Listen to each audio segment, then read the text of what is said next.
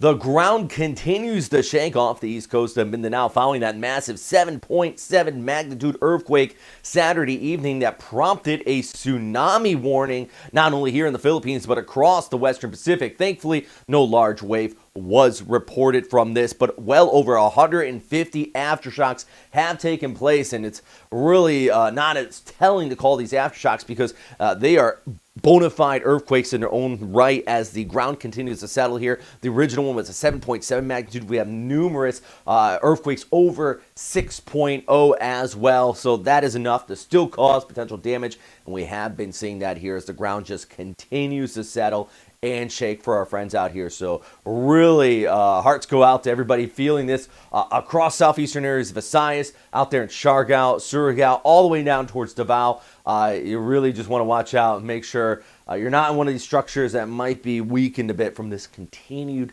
shaking taking place. At least one death has been reported at this time, as well as that, just structural damage on some of these buildings. But let's get into the forecast. I do want to talk about the long-range weather outlook as well as, the near term to here. Now, in the long range, we have an area here, the GFS, trying to pick up on development with that. I'm going to talk about it just a moment, but the big thing right now, we do have the easterlies trough kind of settling up here, a southern coast low moving south of Japan, thus it is called a southern coast low. That's where it gets its name from. Another cold surge setting up behind that, which is going to push towards the south, getting kicked off by that low as it moves off here towards the east. So all this is connected. And here we go. Here's our southern coast low moving over Okinawa and really just kicking out there south of Kyushu and Shikoku. Got this high pressure right in there. Watch the pressure gradient behind that.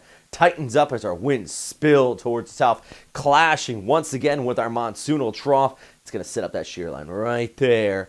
Maybe even over towards Manila, bringing some scattered showers out here as we go ahead through the mid part of this upcoming week. Let's actually look this ahead just a little bit. We take a look at the temperature profile. I like this.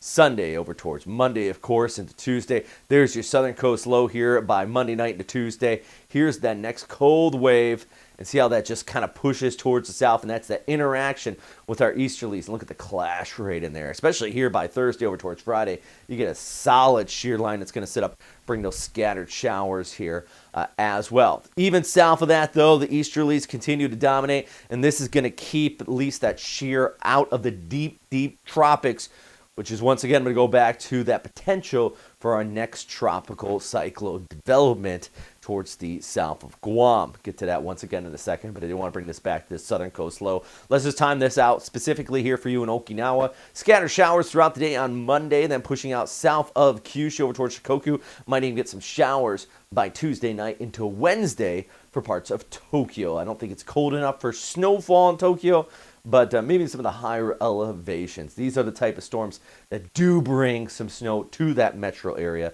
if it does take place. All right, look, here we go. There's our area. Very far out there. I'm showing you this broad picture because, boy, it is hard to tell. We're looking all the way over there. And I've seen a couple people sharing, graphics that say, oh my goodness, this is going to come our way, because that's what the GFS is showing. Now I'm going to show you this. Here's the caveat, friends. This is 250 hours out with the GFS. There's still a lot of uncertainty, and this would just be around a tropical storm, but the GFS is continuing to try to develop something here that could impact Mindanao or Visayas.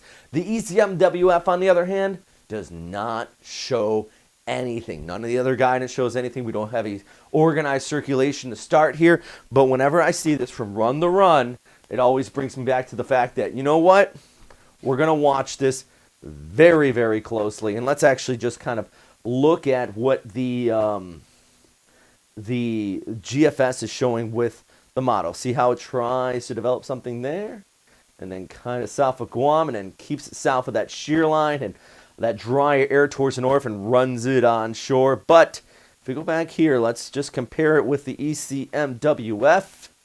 Oh, it's gone. Yeah, there's nothing there. So we got to look at, see if we get this consistency in the models, which we do not have at this point. But of course, if something does change, I will keep you all posted on that long-range forecast. See here with the ECMWF not showing much of anything. Got a little convection trying to pop up there south and east of Guam, but it keeps things pretty quiet. Definitely this time of year, if we do see a tropical system, it is going to want to form that far towards the south. All right, let's look at our flyover. Still some afternoon showers in northeastern and now southeastern Visayas, where it continues to shake out here as far north as Tacloban. Afternoon showers there for you with those easterlies still set up. A little bit drier further towards the north, even over towards Manila on our Tuesday specifically, and also back towards places like the Cagayan Valley and into the mountains of northwestern Luzon, including out there in Baguio. You can look at some scattered showers. Manila, you're giving me like Tuesday and Wednesday, partly cloudy. And their next cold surge sets in. That is going to bring some showers here by Thursday with that shear line setting up before we dry out by the end of the week, heading into the weekend. Once again, big thanks for everybody on our Patreon who continues to support this channel.